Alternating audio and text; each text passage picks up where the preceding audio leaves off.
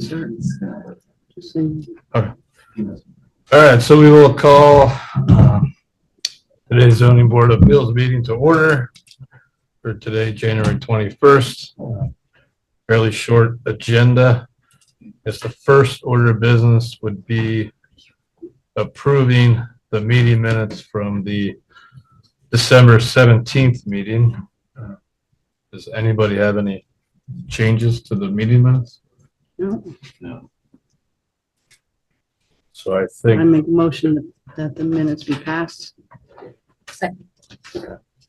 all those who In favor, approve, say aye. Next on the agenda is the Acadia Fields 749 Stanford Road continued public hearing regarding the solar panels and the solar field permit previously issued for 749 Stanford Road. I believe the first order of business would be to designate it as a type 2 action under SECRA. Mhm. Everyone agree?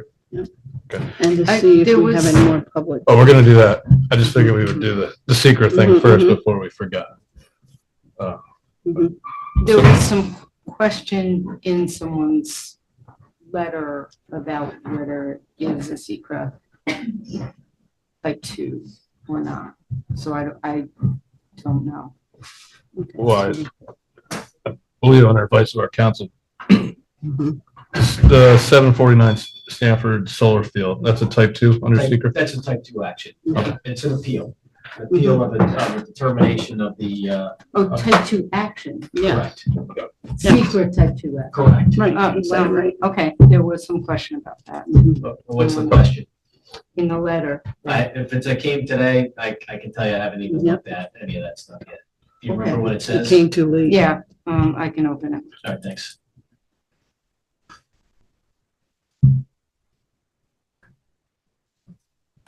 If you open it and go to page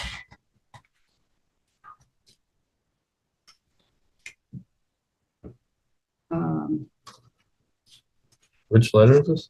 came today. Sorry, I'm looking Uh, for, 2 came today. Was it from Gottlieb? Or the one that came? I this only got afternoon. one today. Okay. I only got one, and it was today from Gottlieb, yes. And in Gottlieb's letter, sorry, I'm looking for the page number here.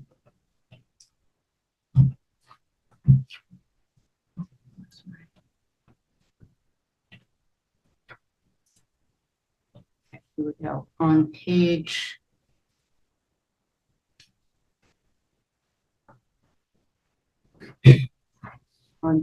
5 of Gottlieb's letter, it questions whether the project is exempt from the secret.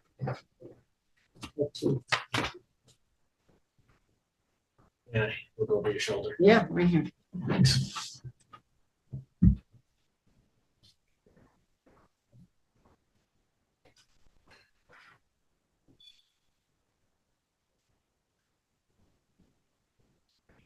It's right here, B. Okay, thanks. Installation service. Uh,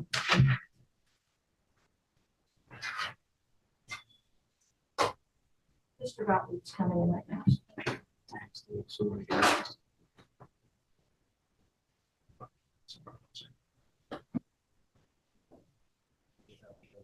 Yep.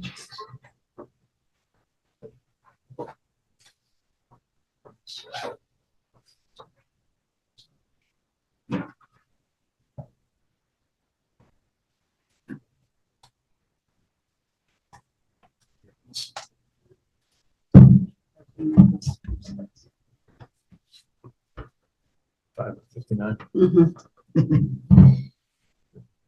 Mhm. So whether the project itself is or not a type 2 action is a different question. The issue before this board is an appeal of a building inspector's determination. And so respectfully, my position is that an appeal on the board, on the building inspector would be a type 2 action. a determination of a building inspector. All right. So just so I understand, so that doesn't have anything to do with secret? It does, Secret, it yes, does. So under secret, there are three types of actions. Mhm. Type 1, right, which is the Well, presumptive significant impact, for lack of a better phrase. Unlisted is everything else, and then type 2 is specifically designed where there is no environmental review required. And an appeal of a determination of a building inspector would be a type 2 action. Okay, so, Okay, so, all right. so the advice of our council, do we have a motion, to approve the building inspector's determination as a type 2 action under secret? The determination, right, the appeal. To determine. The appeal of the determination. of the determination, correct. And I second. I'm confused. You make a motion. Yep. I second the motion. All those in favor say aye. Aye. And the next order of business would be to make a motion to open the continued public hearing on the 749 Stanford Road parcel. Second. Katie seconds. All in favor? Aye. Okay. Aye. Anybody in the public would like to speak at this time?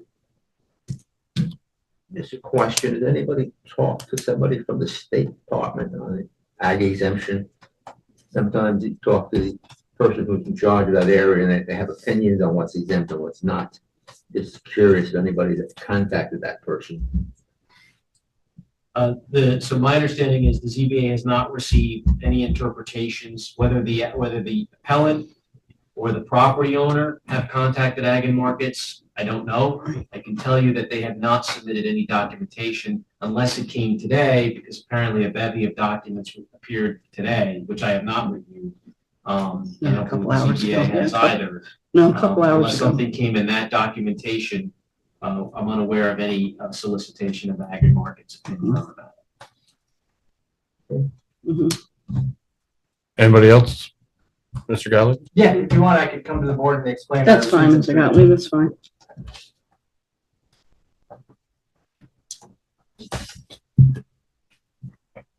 Apologize for dressing down this evening. I had a host of children issues I was dealing with today. This is hard copies of what we submitted today. I think I have. Oh, yeah, if you guys. can Mine's a take lot thinner though, I don't know why, but I'll take yours.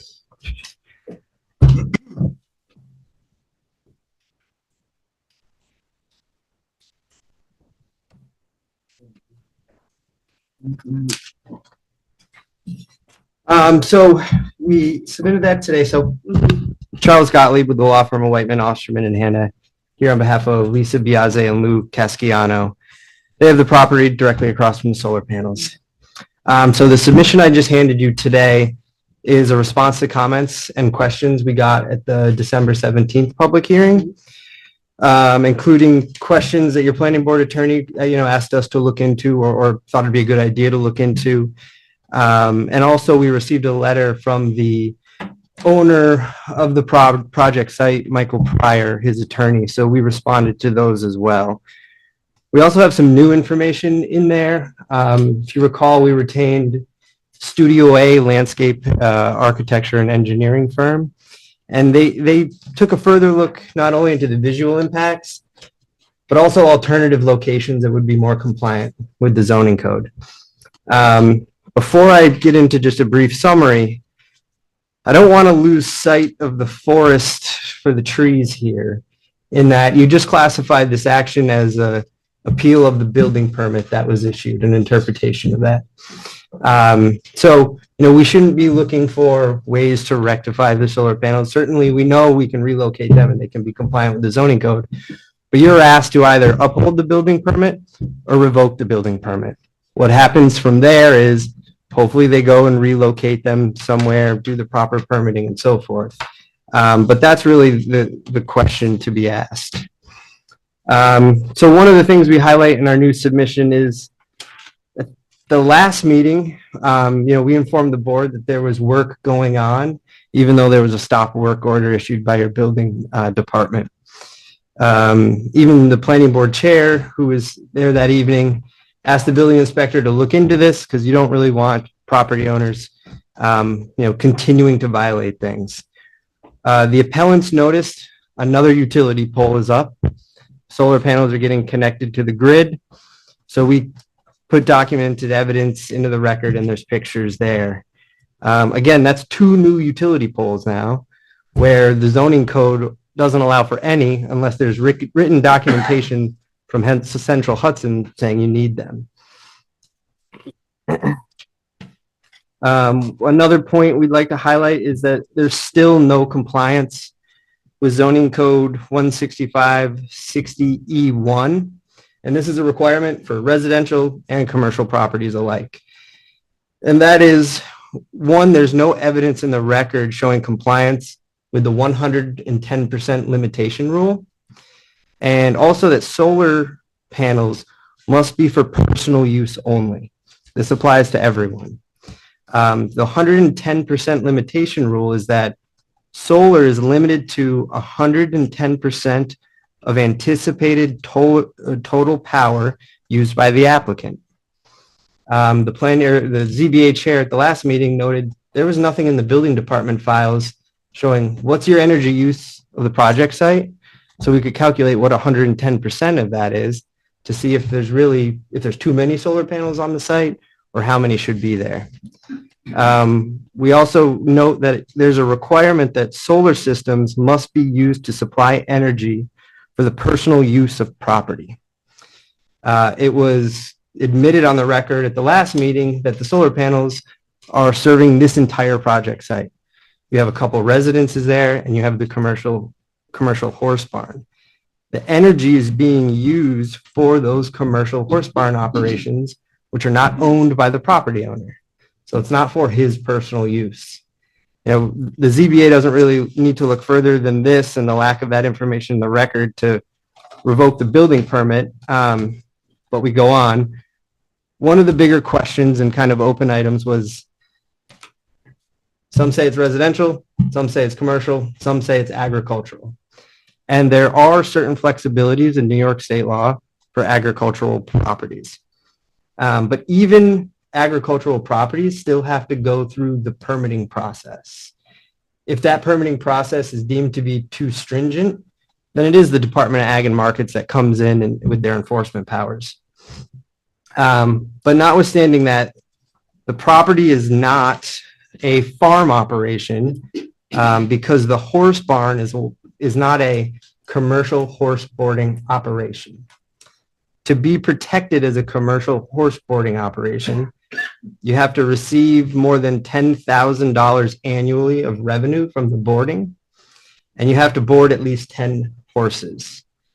There's no evidence in the record that they do either one of those things. Your planning board attorney asked a very good question at the last meeting. Does that mean they always have to board 10 horses? Is it a year-round requirement? So I did find one case that I put in your materials where it's a case related to getting tax assessment for agricultural uses. And it mentions that it doesn't need to be year-round, so you don't need to have 10 horses year-round, but you still need the capability to board 10 horses. Here we have 8 horse stalls. So I don't know how you're boarding 10 horses with 8 horse stalls. Certainly, I'm sure that information could be explained, but there's no evidence in the record that it's a commercial boarding operation with ag exemption. And those two factors need to be analyzed.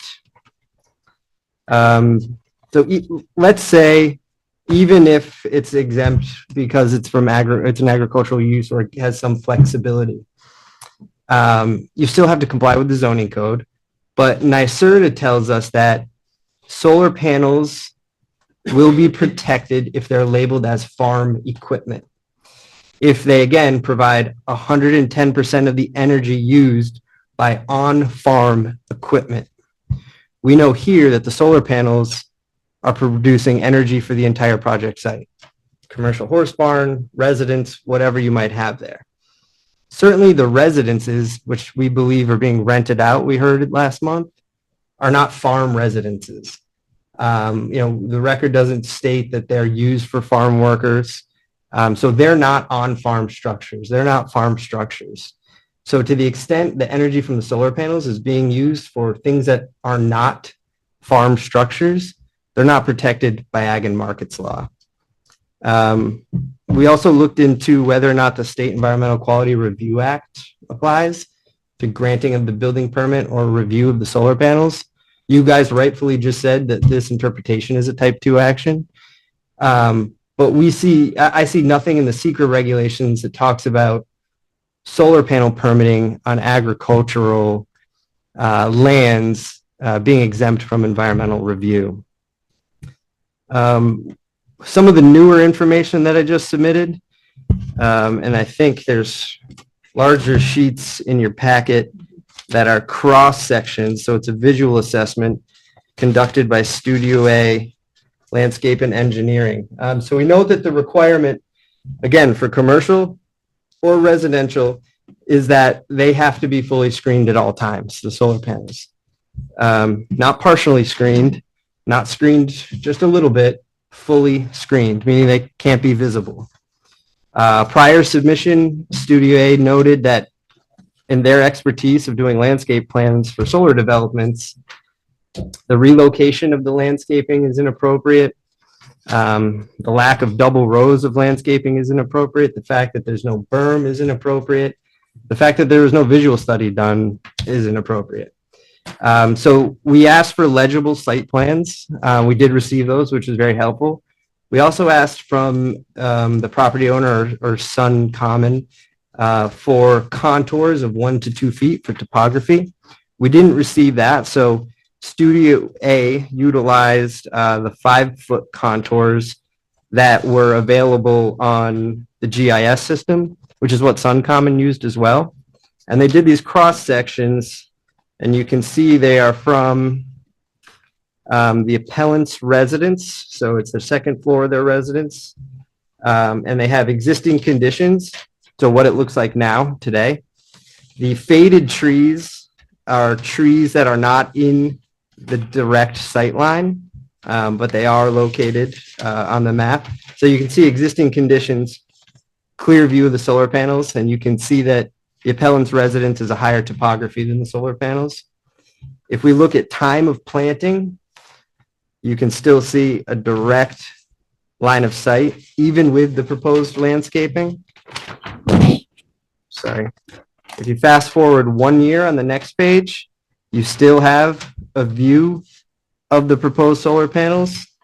If you look at 10 years, that's when the appellants might be able to start getting some relief from the solar panels, assuming the landscaping is adequate, assuming it's maintained properly, and assuming that the transplanted trees survive. So, this is the only evidence in the record at the time that you guys have that demonstrate that the solar panels are not screened at all times, meaning now, tomorrow, next week, next year. We have to wait 10 years for possibly it to be screened. We also submitted a appraisal report.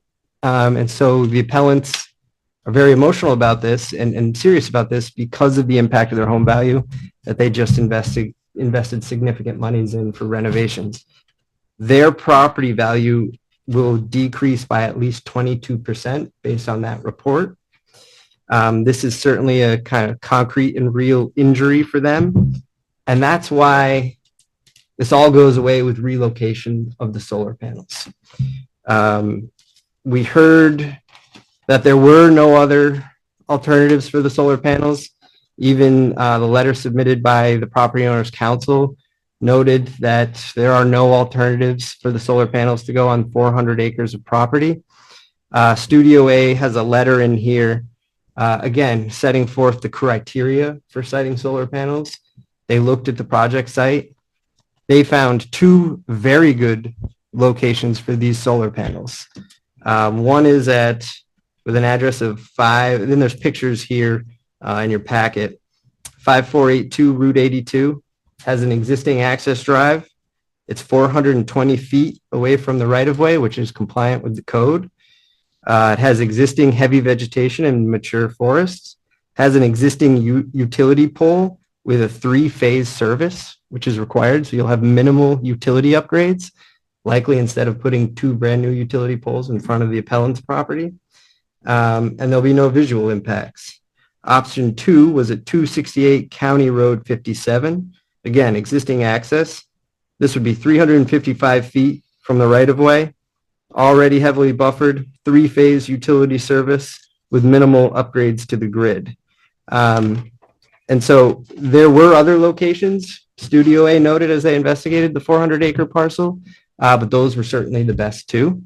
So the fact that we could find it, with just some simple due diligence kind of shows that this wasn't fleshed out that well.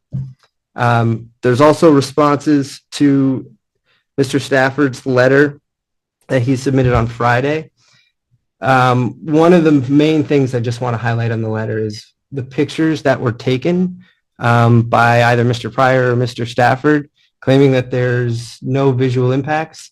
You can see the solar panels in the pictures that were provided by the Property Owners Council, not screened from all times. We can see the solar panels. So that's kind of, we can stop debating whether or not they're going to be seen. They're going to be seen. So with that said, we can take any questions, but again, we ask that the board revoke the building permit, mandate alternative locations are looked at, and certainly stop the construction. There's been a stop work order issued. And I represent developers. I know what they're doing. They're trying to get this done so they can vest our rights so it's out of your hands. But that doesn't work when they have been flouting the zoning code. There's case law out there that says a court could mandate them to take it down and relocate it. So we ask that you intervene, and we have any questions you have, we're here to answer. Sure.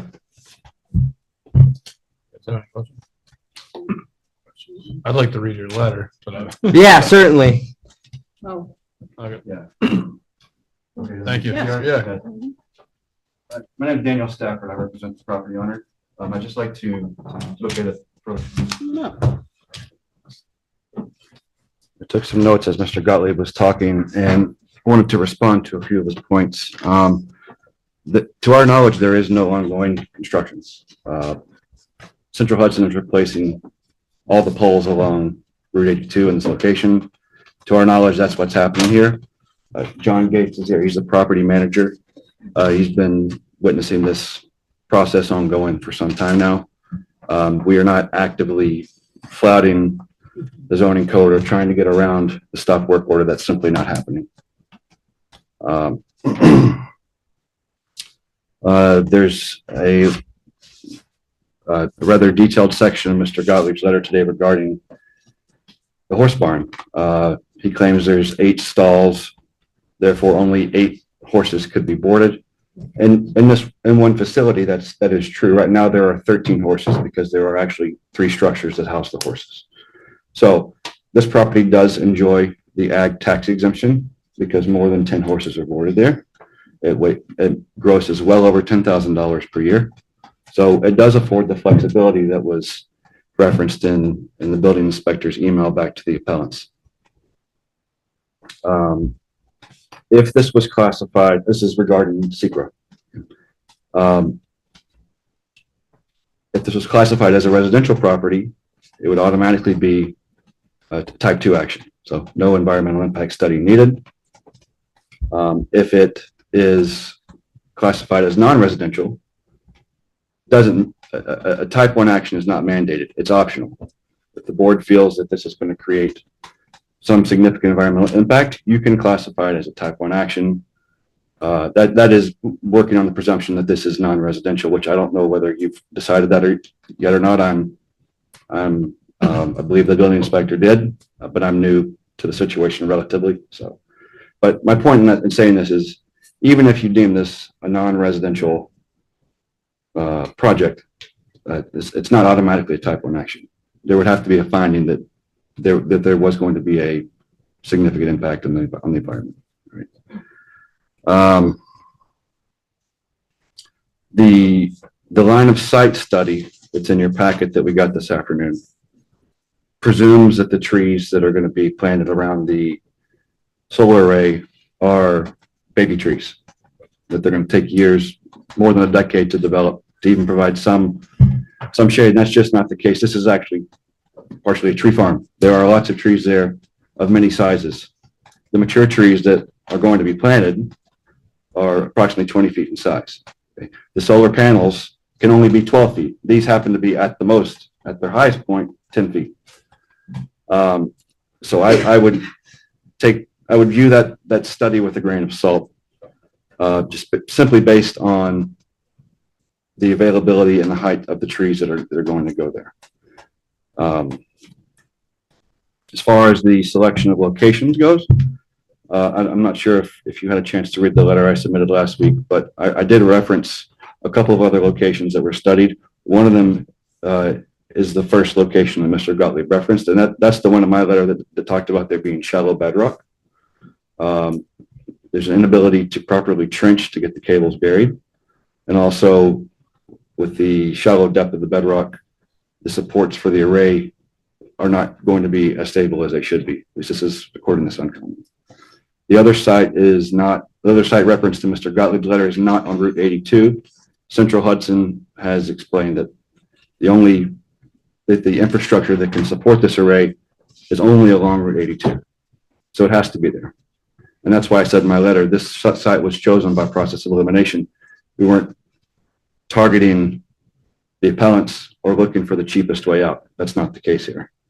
And Mr. Gottlieb's submissions on multiple occasions say it's simply not possible. It's impossible to shield this particular array.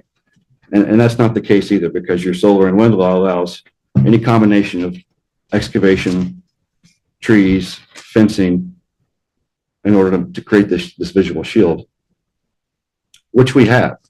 You know, like, again, this is a tree farm with large trees that are going to be relocated.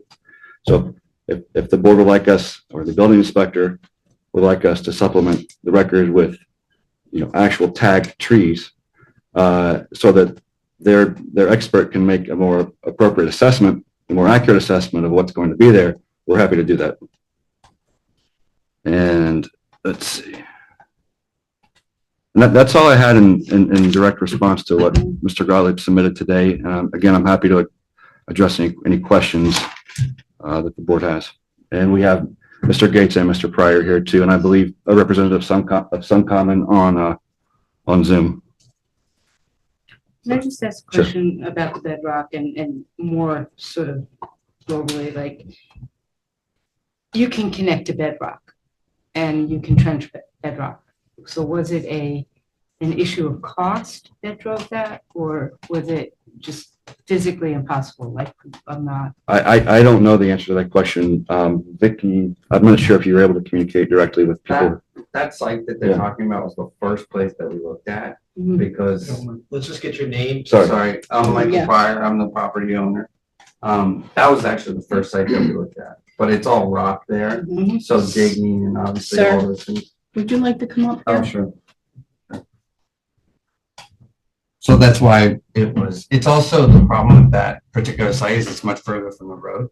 So the Right. So is trenching it a cost issue that you're referencing? Because you can connect to bedrock and you can, No, that was Yeah. why, so when Is we there- first looked at Yeah. the sites, that was why we didn't choose it. Right, because we looked at the site, I said, why don't we put them here? We looked at it, we Right. said, it's all rock. right, We're not gonna be able to trench, it's gonna be a big job to trench. a big job to trench, right? So Yeah. costly. And was there It's also also, further from the road. than right, the so site. is there a limitation on how far you can be from the road to connect? I don't know. So I think the location partially was selected because it was more advantageous in cost, right? Yeah, it's also gonna be, more advantageous to plant trees there, because it's not as rocky. Right, so But screening that is site additionally. in the, what I saw already had trees that were massed and been out of the realm of where neighbors could see it. Yeah, when we started this process, we got the permit and then we said, or we chose the site Mhm. based before all this happened. Mhm, mhm. So we looked for the most appropriate site that was gonna be the simplest and easiest to pick. Right. That also met all the criteria that we had. Yeah. So for example, they're listing sites that are on Shunpike, or they're talking about the entire property of 400 acres. But you can't, if you put it in the middle of the property, for example, and you find a hill, now you've got to trench all the way to. No, I understand You know that. what I mean? So So- it's. so when we that started The only looking at it- limitation there is cost. And if there is no ability, like if there's a distance issue. Yes, I don't know that. We'd have to ask the utility or the Suncom. Okay. But yes, that's why we chose that site. Mhm. There are some of those other sites too, like he said in his letter, you're moving into a different neighbor. But practically, I can guarantee you that no one's gonna be able to see these from the road or their property. That's In the position that we're proposing. yeah, exactly. Where they are now, 100%. We have a tree farm. That's what we do. We have giant trees. Mhm. I just texted my tree guy. He's like, we have 36 footers that we could put there. So the idea that we can't shield it, he said it many, many, many times that we can't shield it, and I just don't understand that. Mhm. Even in the soil law, it says you could build, fences, berms, all these different things. And I'm like, yeah, exactly. So we would love to do that. I would love to make it invisible from the neighbors immediately. If we were allowed to do that, we would get in there and start digging and put the trees in, and they wouldn't be able to see it ever again. Another point that was made in the letter that was submitted today is that the photographs that I sent in on Thursday or Friday of last week, that you can see the panels, and that sort of proves their point, right? That they are visible from the road, because those two pictures were taken from right in front of the driveway. But that ignores the fact that the trees haven't been planted yet. That's right now, even without the landscape shield, sure, you can see them, but it's not right in your face, and it's certainly able to be shielded once those trees are there. Mhm. So I think that even though you can see the panels in those photographs, I think it very much supports our position more so than theirs. So, a little bit biased, but it's the situation, in my opinion, is quite exaggerated. Yeah, there's for example, there's a gate that they were using to enter, and he put a picture in that said that the gate couldn't be screened. And we could just put trees there. I don't want them to have to look at them either. So we're both on the same side. And the building inspectors specifically said, we're not issuing a certificate of compliance and completion until the screening is completely up. So Right. the burden is on us to make sure this happens. The Because other we can't reason why we use it. did that last is because of the trenching and all the, they're going to be digging, trenching, and have Yeah. equipment in there. So obviously we couldn't put the trees in first. If in hindsight, Mhm. And how did you do the calculation for the load? I can't answer that question. I can. Michael or Suncom might be able to. So I took the utility bills from the past year and added up the cost of those bills. For the full property? Yeah, Yep. Okay, so it does include all the barns, all the residential rentals? Yes. And yeah, it's the full property, the resident, the residences, basically every utility of it. There's gates that open and close, they Right, so have to it's go. a full property? Yes. Okay. Are the residential rentals for people that work on the farm, or is it for? No, it's just the It's- lady that runs the horse barn that has 13 horses, and she runs the horse boarding business. So I own the horse arena and the stalls that are associated with it, but I rent that out to her, and then she boards the horses there. But are there other There's rentals? no other renters, no. It could be considered a farming residence. There's my house, Mhm. and then there's there's yeah. These are And the these are rest issues that are electors- being presented to us like literally the day of the meeting. So I haven't been able to fully research. Yeah, we got like 100 pages of stuff, to be honest, today, Yeah. so we're Yeah, not, we we're didn't gonna either. need time to catch up. But is all the electricity is used for For the whole entire the property. farm? Yeah, so basically the calculations that Suncommon did show that those panels will offset about $19,000 in utility costs per year. And the farm actually, the utility bills for last year were about 22,000. So We're not even 200. it's 85% of the utility cost Mhm. for the farm. And the majority of that actually is well, it's sort of split between the main house and the barn, and the garage. And then there's like gates and things like that.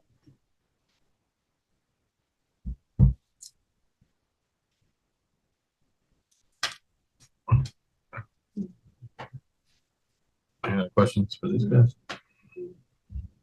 I don't Good, thank have you. any. Thank you. Thank you. Anyone else here like to speak? Is there anybody on Zoom? Luke Cassiano, I was gonna do that. 5515 Route 82, I'm the owner of Wild Iris Farm. I'm not good at public speaking, but hope everybody's It's well. okay. There's a couple concerns I have is, number one is the stop work order that was issued. I just can't understand why it hasn't been issued. There's no permits anywhere around the whole property or anywhere visibly you can see that there's a permit, there's any kind of work that's going on. My other concern is they're talking about the trees and everything of the screening. We suffered needle casts. I don't know if everybody knows about that. It's where the trees themselves get diseased and they drop the needles all the time. The trees that they're proposing around that area have needle cast, which is going to create big voids after time. It hopscotches from one tree to the other. You need constantly to be able to treat those trees. Now, who's to say, and it's supposed to be indefinite, who's to say that they're going to keep up with the maintenance on it? Is this going to be through other owners throughout the years? I mean, there was multiple owners on this property. If Mr. Pryor is going to be leaving in 5 years, I mean, we're going to be sitting there with somebody that we don't even know that could be not maintaining these trees.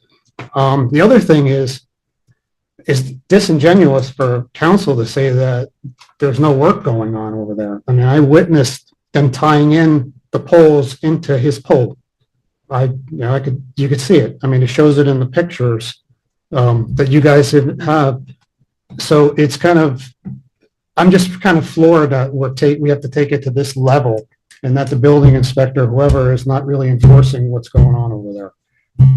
And the other thing is about the shale and all that. They just built a house literally, I don't know, maybe an eighth of a mile from where Mr. Pryor's entrance is.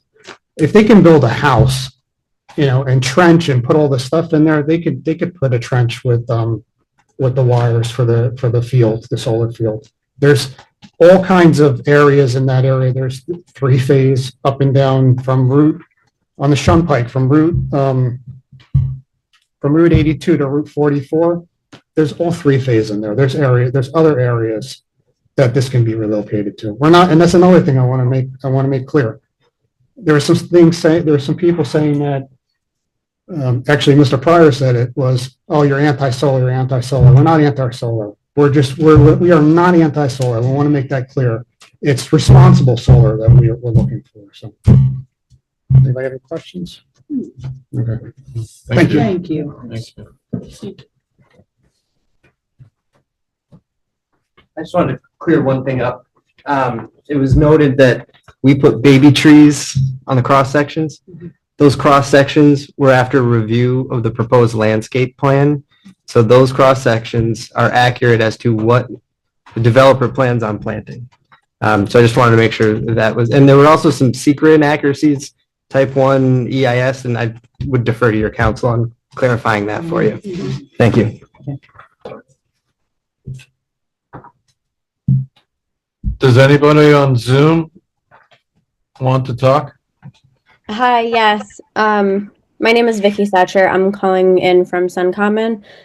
I just wanted to note a couple things. The plans that were requested from us were submitted to the town roughly 48 hours after the last meeting.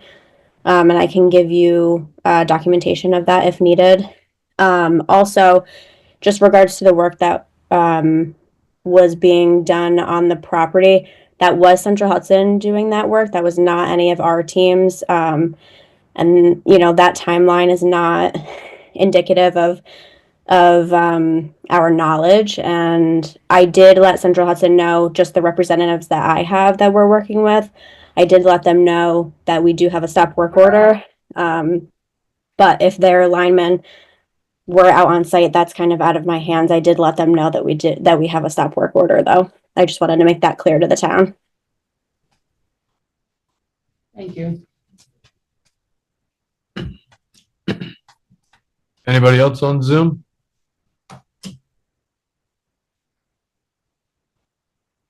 Okay. Anybody else wish to speak? Just one, Mr. Stafford's letter. I don't know if you all got it, but I have not seen that letter.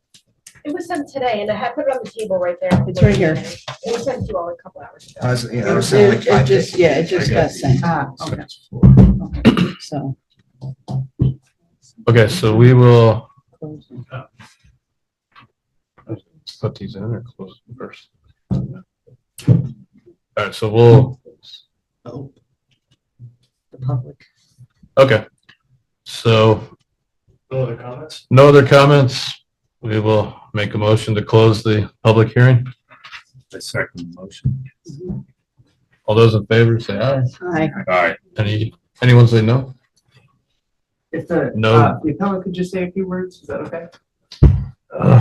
Okay, I want to talk to our attorney first before we're talking. We're all set, thank you. okay. Okay. All right, so the public hearing is closed. Let's see. Oh, and we will, I guess, accept this January 21st submission from Mr. Gottlieb and a January 17th, 2025 letter from Mr. Stafford into the record. Next order of business is on the agenda was the applicant for Mr. Yadgar on the 610 Stamford Road. And apparently on a request from his lawyer, he wanted to adjourn this and push this to the next meeting. That's correct. I communicated with his, I heard from his attorney today, and it was requested that the matter be adjourned to the February meeting. I told him I'd bring that request to the board with that recommendation. Right. Anybody object to adjourning it? No, No. all in favor? Aye. Unanimous. With that, I make a motion to close the meeting. I second the motion. All those in favor say aye. Aye. So closed. This continuing.